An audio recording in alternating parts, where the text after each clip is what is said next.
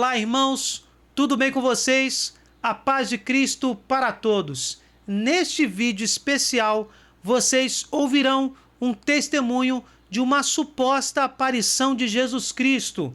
Em resumo, uma revelação particular. Acredita quem quiser. Aqui no canal nós já publicamos um vídeo onde diferenciamos intercessão dos santos, de comunhão dos santos e também da abominável consulta aos mortos, consulta aos espíritos, pilar essencial do espiritismo. Trata-se do testemunho de Alexandre Bandeira, um irmão de fé, um irmão de caminhada. Fui vizinho dele durante cerca de 30 anos.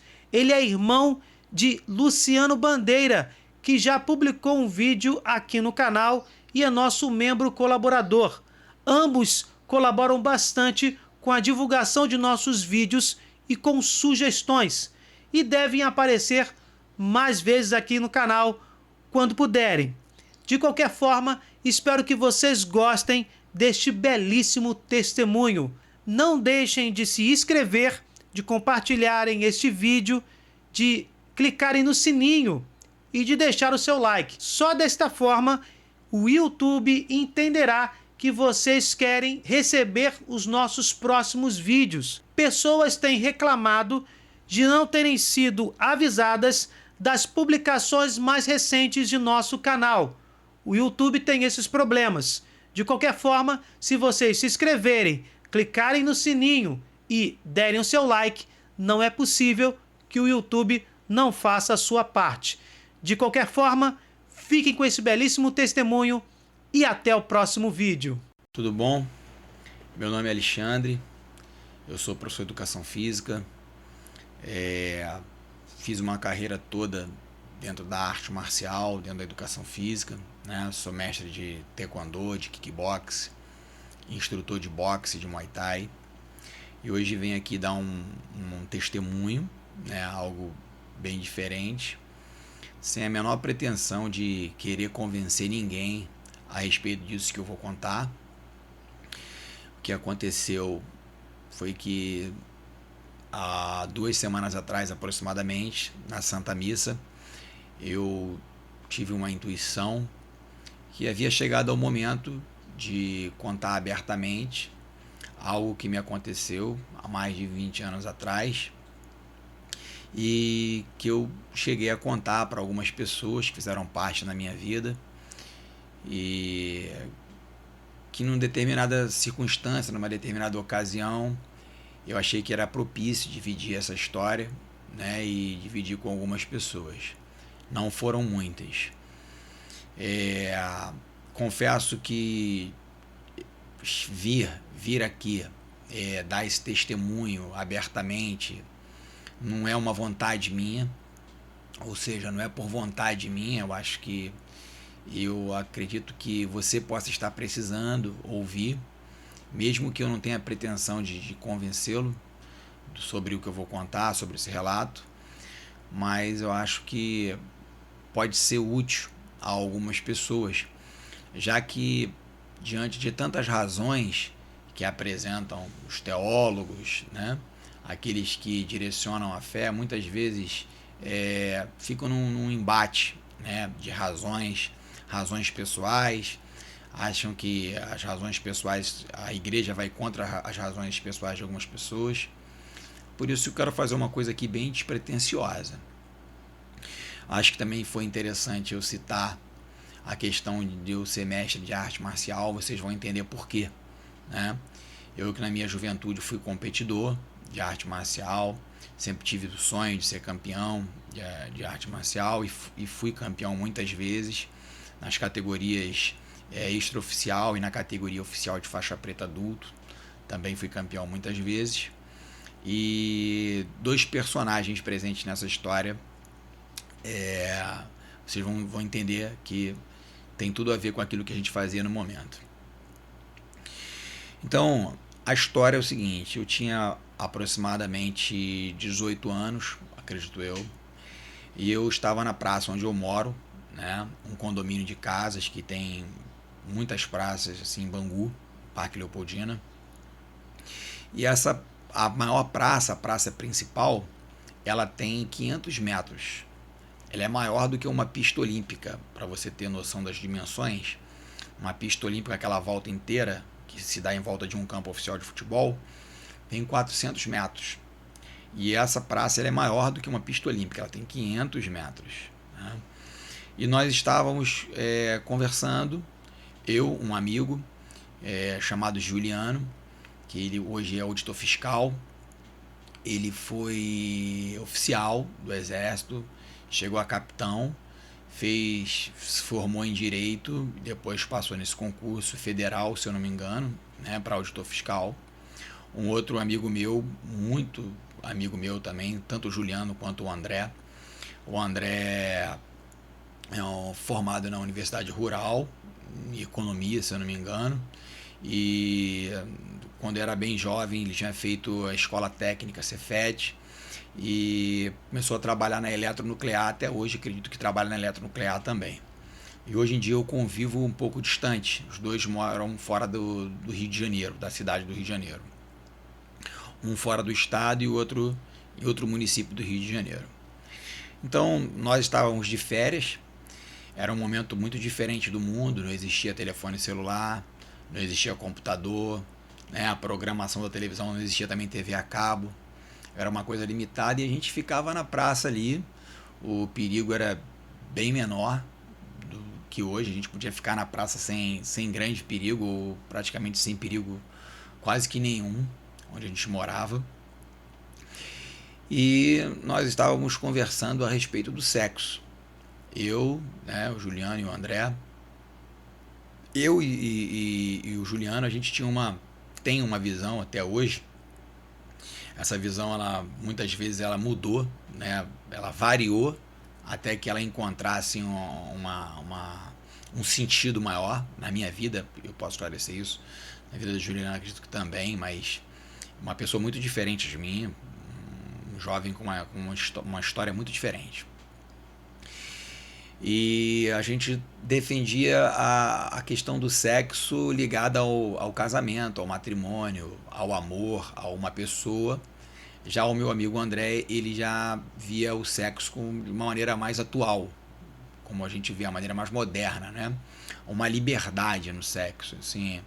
E quero entrar muito em detalhes a respeito do que o André ou eu e o Juliano pensava a respeito disso. Mas é basicamente isso que eu já relatei aqui. Eu via o sexo assim muito ligado ao amor, né? Muito ligado ao compromisso da família e outras coisas mais. E a gente começou ali um debate, né? Por que exatamente, eu não sei explicar por que essa divergência de opiniões ela se estendeu tanto. Se estendeu ao ponto de toda a praça ir esvaziando. Eu não me lembro muito bem que horas que começou, se era mais 11 horas da noite, esse assunto, umas 10h30. Sei que esse assunto foi se arrastando, e não ficou mais ninguém na praça. E aí já era, eu acredito que eram umas 2 horas da manhã, e a gente se mantinha ali no mesmo assunto, sem sair do mesmo assunto. E estava cansativo falar sobre o mesmo assunto. Era uma divergência realmente de opiniões. E quando de repente, a gente também, é importante dizer, que nós estávamos no meio da praça. Nessa praça, né, ela era composta por um campo de futebol, uma quadra, né, poliesportiva, e mais um espaço ainda assim vazio, onde hoje reside um parque, né? Hoje essa praça ela tem 2 quadras, um campo de futebol e parques ainda, para você ver que ela é bem grande assim, né? E a gente estava no meio da praça, num campo aberto muito grande, quando de repente apareceu um cara mais ou menos a uns 10 metros, se aproximando do trio.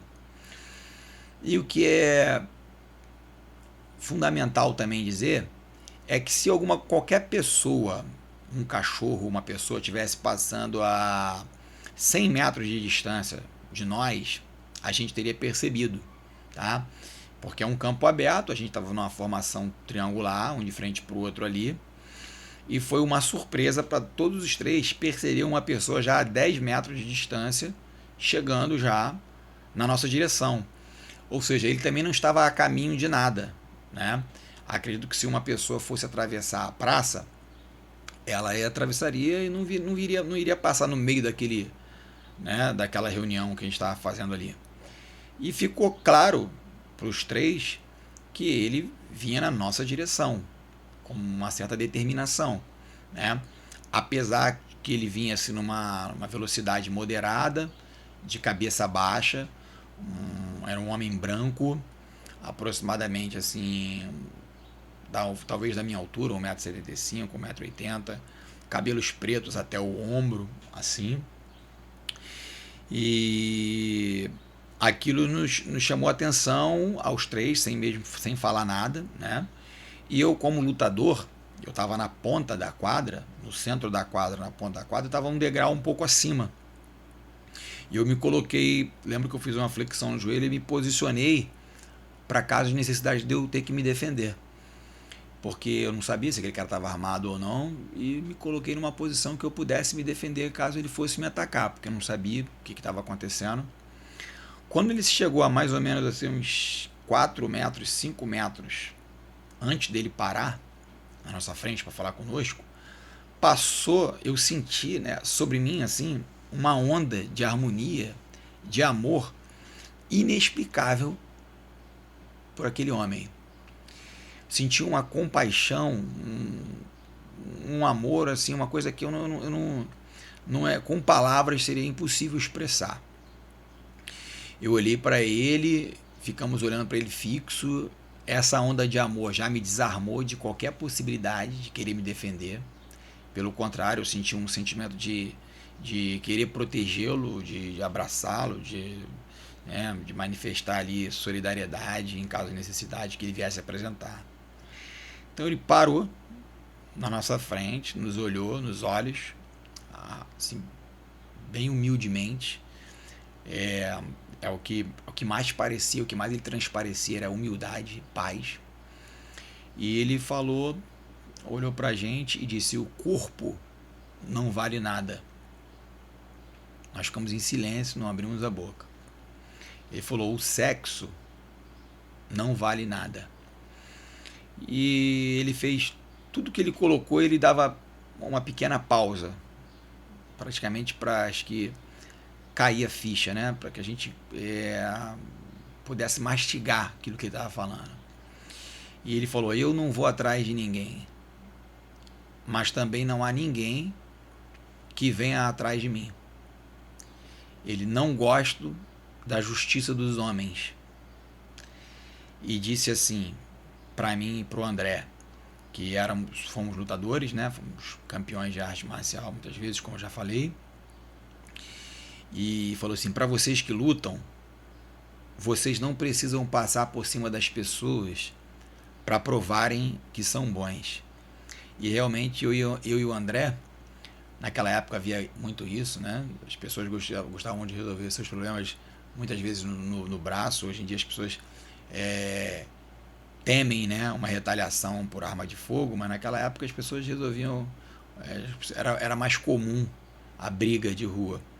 E a gente era muito desafiado, né? A gente era desafiado às vezes por jovens mais velhos, jovens da mesma idade, não, mas mais velhos às vezes queriam colocar em teste aquilo que a gente sabia. E esse conselho ele veio a calhar, tanto que eu e o André passamos por situações depois na vida em que tivemos que responder com o corpo. No entanto, essa pessoa que se apresentou deu esse conselho para a gente, né? Para vocês que lutam, vocês não precisam passar por cima das pessoas para provarem que vocês são bons. Ele falou assim: faça o bem, pratique o bem. Falou: isso serve para você e para você. Nesse momento eu fui o último, né? Ele apontou pra gente e eu senti um desejo, também não sei explicar, de querer encostar nesse homem. Ele só disse isso. Foram pouquíssimas palavras, mas acho que ele se referiu à questão que a gente estava discutindo ali, que é a questão do sexo, principalmente, e saiu. Simplesmente do jeito que ele chegou, ele saiu. E o silêncio era absoluto. O silêncio interior e o silêncio exterior também, né? Já eram umas 2 horas da manhã e quase não se ouvia mais nada. Então, quando ele estava a mais ou menos uns 100 metros, né, e a gente estava fazendo um silêncio interior, a gente estava assim, incrédulo, não sei dizer, em choque. A gente estava ali com os nossos pensamentos particulares, né, olhando aquele homem se distanciar assim de nós, olhando para ele e tentando entender, todos os três sem falar uma palavra sequer. E então eu quebrei o silêncio e disse: foi Deus que mandou ele. Quando eu disse isso, ele parou onde ele estava e eu falei realmente assim, bem baixo, sabe, até com a voz assim meio presa. Ele parou da distância que ele estava, se virou para nós e disse: foi ele. Foi ele. Nesse momento, repetiu 2 vezes, nesse momento eu sentei nesse degrau da escada, da quadra, né? E comecei assim a lacrimejar e nós fomos tomados de espanto. Ficamos tomados de espanto. No entanto, não falamos mais nada, ficamos olhando para ele. Ele foi se distanciando um pouco mais. Quando ele chegou a uns 150 metros, mais ou menos, tá? Estou calculando aqui. Ele parou novamente, olhou para nós, e nós estávamos com o olhar fixo nele, e disse: eu tenho a chave, eu sou o caminho. Na verdade, eu não sabia se ele tinha falado isso, e não sabia se o que os meus amigos tinham entendido pela distância, né? Mas foi realmente algo que ele falou com mais alto um pouco. Embora ele não precisaria falar tão alto para poder ser ouvido, porque o silêncio era absoluto no lugar. E ele continuou andando. Então, depois ele se virou e continuou andando. Mais tarde, depois que tudo acabou, nós perguntamos o que ele tinha falado. E nós percebemos que a gente tinha percebido a mesma coisa. Que ele tinha falado: eu tenho a chave, eu sou o caminho. Então ele entrou numa das ruas principais, no condomínio de casa onde eu moro. Tem a rua chamada Washington Lima. É uma rua que corta a beira da praça, né? E eu falei para meus amigos assim: ele vai desintegrar, ele vai sumir, né? E eles estavam em silêncio ainda, e todo mundo chocado, e de repente a gente já estava com aquilo: vamos atrás, vamos correr atrás, dentro de nós. E aí, quando eu falei isso, os 3 correram na direção dele para ver se ele ia sumir ou se ele não ia sumir. Aí corremos aí mais ou menos uns 200 metros, né, que ele já tinha avançado mais de uns 50 metros e feito a curva. E quando nós chegamos lá, ele ainda estava na rua, só que ele estava de frente para nós, lá no meio da rua, como se estivesse já esperando aquilo que a gente ia fazer, que era correr atrás dele. Olhou para a gente, balançou a cabeça num sinal negativo, como quem diz: vocês não acreditaram no que viram, no que acabaram de ver, como se estivesse nos chamando de incrédulo. Olhou, balançou a cabeça e abaixou, olhou para o chão. E nós voltamos totalmente sem graça, sem ação. Realmente era incrível o efeito interior que cada gesto daquele homem causava na gente. Depois nós conversamos sobre o fato. Eu lembro que eu chorei, fiquei emocionado, lacrimejava, né, no caso, as lágrimas saíam do meu rosto. Fui para casa, minha mãe, que é católica, cristã, acordei minha mãe e contei, né?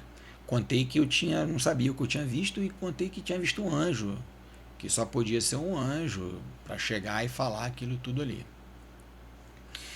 Então, o mais interessante é que esse testemunho que eu estou dando para você hoje, ele não influenciou em escolha nenhuma na minha vida.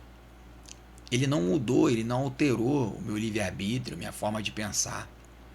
Eu só fui me tornar católico, só fui realmente entrar num processo de conversão verdadeira 15 anos depois, aproximadamente, com 33 anos de idade. Naquela época eu estava com 18. Então, eu também não sabia dizer se era Jesus, se era o que era, se era um anjo. Não sabia dizer o que era aquilo. Eu sabia que era uma pessoa de carne e osso ali na minha frente. E depois que eu me converti e entrei num processo de conversão dentro da igreja, os anos foram passando e eu comecei a analisar a possibilidade de ter sido verdadeiramente Jesus Cristo, a presença real de Jesus Cristo. Porque algumas coisas que ele falou e que ele disse dava a entender que era Jesus Cristo. Como eu tenho a chave, eu sou o caminho, não seriam palavras de anjo, acredito eu. Outra coisa muito importante foi que eu aprendi dentro da igreja que Deus, ele nos dá vontade, a inteligência, memória, o livre-arbítrio, né? E Deus se deixa ser alcançado pela razão. Deus nos fez racionais, seres racionais, e se deixa ser alcançado pelas razões, né? Então, quando Jesus se revelou, ele revela o amor, né, como o caminho principal, a justiça, né? Ou seja, um olhar de amor projetado ao próximo. Veja que nós somos programados a fazer o bem, porque nós conhecemos no nosso próprio emocional e na nossa própria carne tudo aquilo que nos afeta, que é mal, que nos machuca, e somos programados para ver o mal que fazemos nos outros também. E muitas vezes nós passamos por cima disso e somos injustos, né? Não seguimos a lei de Jesus Cristo, que ele expressa lá, que é a lei do amor, né? Amar a Deus sobre todas as coisas e o próximo como a ti mesmo. Dizer também que não há ninguém que venha atrás de mim, né? Ninguém que combata contra ele. E é interessante que ele aparece no corpo, né? E eu não tinha me tocado ainda que Jesus Cristo, quando ressuscita, ele ressuscita no corpo, né? O corpo vai junto com ele não está separado do seu corpo, que foi gerado no ventre da Santíssima Virgem Maria. Isso, para mim, não era nada claro, né, naquela época. E hoje sim eu entendo isso, né? Então aquela pessoa aparece no corpo, né? E hoje eu não posso afirmar, só vou saber disso realmente depois da minha morte, se era um anjo, o que era realmente. Mas também não faz muita diferença, porque eu acho que aquele que apareceu estava mais preocupado com a mensagem, né? E eu acho que também, se Jesus Cristo, sendo o próprio Jesus Cristo, muitas vezes ele caminhou com pessoas que não sabiam que era Deus, quando ele esteve aqui na Terra. E comigo não foi diferente. E se ele tivesse também, né, eu raciocino, que se ele tivesse se apresentado como Jesus Cristo naquele momento, ele poderia influenciar o nosso poder de escolha, porque ficaria claro para a gente aquela pessoa aparecer, falar sobre o nosso assunto praticamente, um assunto que diz respeito à moral, à justiça, ao amor, e mexeria com o nosso livre-arbítrio. Mas ele não. Ele diz que faça o bem, pratiquem o bem, e mostra que as coisas da carne não valem nada, que o sexo, simplesmente pelo sexo, não vale nada, como se ele se dissesse que o nosso corpo não é um parque de diversões, que tudo podemos fazer, que há algo mais ligado ao prazer que Deus nos deu conhecer através do sexo, que esse prazer talvez, quer dizer, muito provavelmente, ele foi dado, né, para atração, do homem e da mulher. Outro ponto que eu acho relevante expressar aqui é que durante muitos e muitos anos nós nunca falamos sobre o assunto. Eu e os meus amigos presentes ali falamos rapidamente, vimos que repetimos as palavras daquele homem, o que ficou gravado em nós, né? E foi brevíssimo. Ele apareceu ali por 1 minuto mais ou menos. Então depois aí de uns 17 anos eu levei esse assunto de novo, escrevi, levei esse assunto para o Juliano, né, que volta às vezes para visitar todo ano, acho que no final do ano ele volta para visitar seus pais, e eu mostrei aquele texto daquilo que tinha acontecido para o Juliano. Ele leu e falou assim,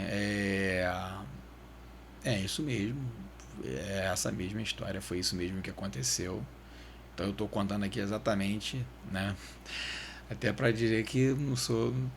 É o que me encoraja praticamente a contar essa história, eu estar na presença de outras pessoas que são grandes profissionais, pessoas bem estabelecidas, com grande credibilidade naquilo que eles fazem. Eu que tive outras experiências místicas, né? Não quero contar aqui, nem estou autorizado, né, pelo padre que me orienta a contar outras histórias, porque para que não parecer vaidade da minha parte, né? Também eu sei que o próprio Jesus Cristo, com sua divindade, com o seu poder de argumento inigualável, com a sua inteligência inigualável, não convenceu todas as pessoas, né, quando estava aqui na Terra, de que ele era Deus.